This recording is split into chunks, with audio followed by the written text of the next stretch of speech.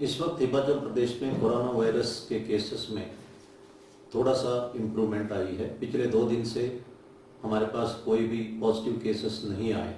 इस वक्त 23 केसेस अस्पताल में उपचाराधीन हैं और कुल मिला के 39 केसेस हुए हैं। लॉकडाउन के नॉर्म्स के मुताबिक इंटर डिस्ट्रिक्ट और इंटर स्टेट मूवमेंट नहीं होगी। तो माइग्रेंट लेबरर्स का मूवमेंट तब होगी अगर वे काम में लौटना चाहते हैं। एक 2 व्हीलर में सिर्फ एक ही व्यक्ति जा सकता है और एक 4 व्हीलर में प्राइवेट गाड़ी में आगे एक आदमी और पीछे एक बैठ सकते हैं।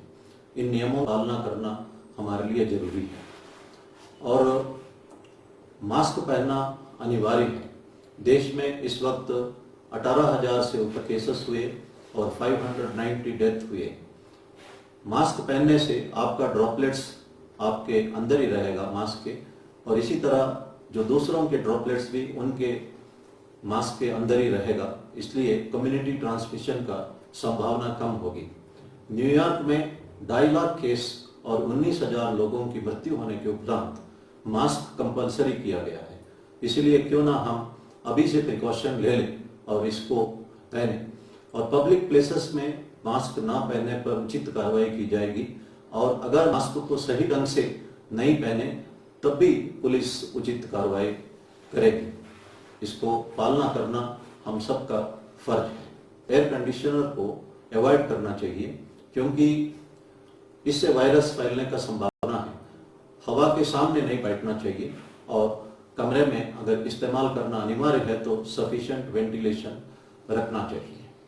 हमारा जो हेल्पलाइन नंबर है 112 नंबर, और इसमें डायल करके एक नंबर दबाने से कंट्रोल रूम कनेक्ट हो जाता है। आपकी कोई भी समस्या अगर होर्डिंग के बारे में, ब्लैक मार्केटिंग के बारे में हो या अन्य शिकायत हो, आप पुलिस को सूचना दे सकते हैं और ये 24 घंटा इसका सर्विस चला हुआ है।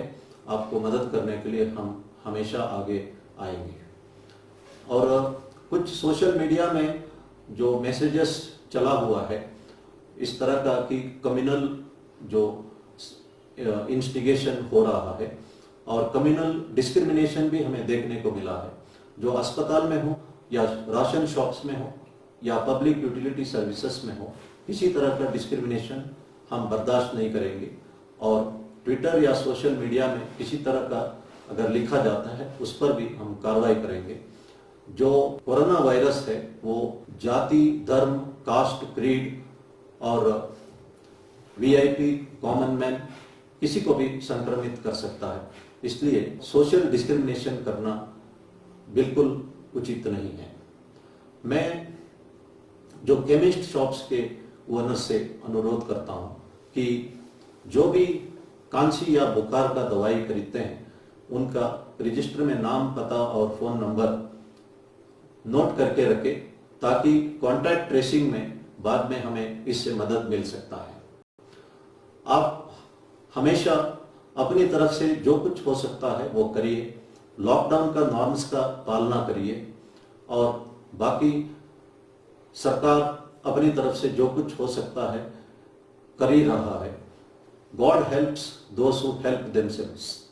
कुछ लोग कहते हैं कि हमें भगवान का भरोसा है, हम लॉकडाउन का कोई नॉर्म्स, सोशल डिस्टेंसिंग का कोई नॉर्म्स या मास्क पहनने का नॉर्म्स हम नहीं पहनेंगे। ये अनुचित होगा। 14वीं शताब्दी में आपने सुना होगा कि ब्लैक डेथ हुआ है। यूरोप के आधा पॉपुलेशन खत्म हुआ था क्योंकि प्लेग के दौरान सब लोग चर्च में इकट्ठा होकर भगवान से प्रार्थना की और रिपेंट की।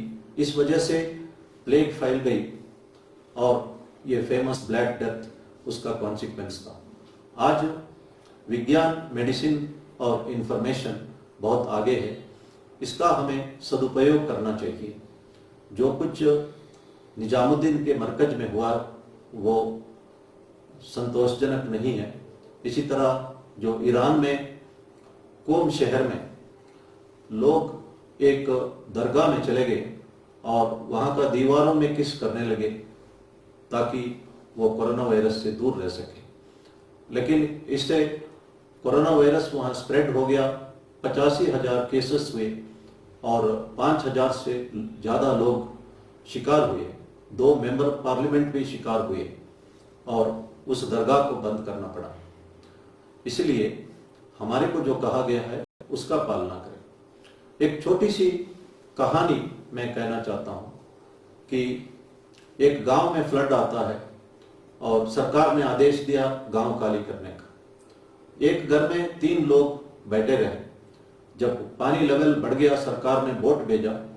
उनमें से 2 लोग बोट में बैठ गए। एक आदमी ने कहा कि मुझे भगवान पर पूर्ण भरोसा है और मैं बोट पे नहीं बैठूंगा। और पानी लेवल बढ़ गया। जब वो छत पे खड़ा हो गया तो सरकार ने हेलीकॉप्टर भेजा।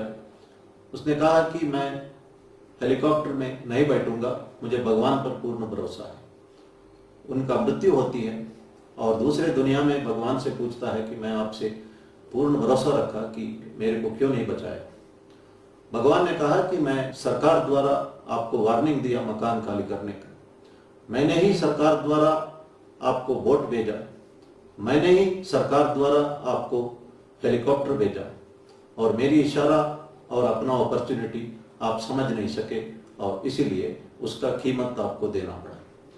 कुरान में लिखा है कि God will not change the state of people unless they change themselves.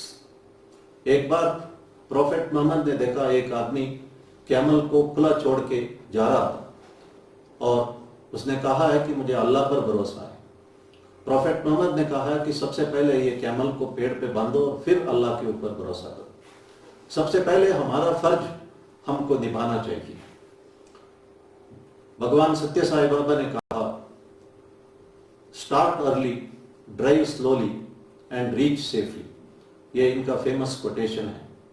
लेकिन इतना एक्सीडेंट्स इसीलिए हो रहा, हम ट्रैफिक के तमाम जो रूल्स है उसको तोड़ते हैं। मैंने कई एक्सीडेंट्स में देखा है कि लोग कहते हैं कि साइड पर कि भगवान का दिल पत्थर है और करुणा नाम का चीज ही उनमें नहीं है। लेकिन हम सब ये बोलते हैं कि God helps those who help themselves.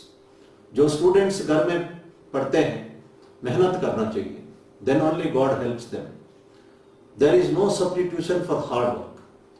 अगर आप सोचते हैं कि भगवान को मंदिर पे थोड़ा पैसा चढ़ाने से फर्स्ट क्लास आएगा, ये आपका गलतफहमी होगी।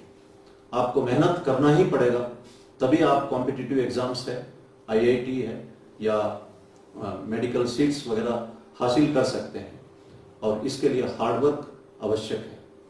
हमारे को जो कहा गया है वो फर्ज हम निभाएं और कड़ाई से निभाएं और एक एक चीज को 100% पालना करें, फिर भगवान हमें अपने आप मदद करेगा। जीसस क्राइस्ट ने एक बात कही, you do everything possible, then God will step in and will do everything which you can't do. आप अपनी तरफ से जो कुछ हो सकता है करें, उसके बाद भगवान आगे आएंगे और वो सब कुछ करेंगे जो आप नहीं कर सकते। इसलिए हम हर एक नॉर्म्स जो हमको कहा गया कड़ाई से इसका पालना करें और बाकी भगवान के ऊपर छोड़ दें। मैं ये बिब्लिकल मैसेज दोबारा कहना चाहता हूं, you do everything that is possible, then God will step in and will do everything which you can't do. धन्यवाद। जय।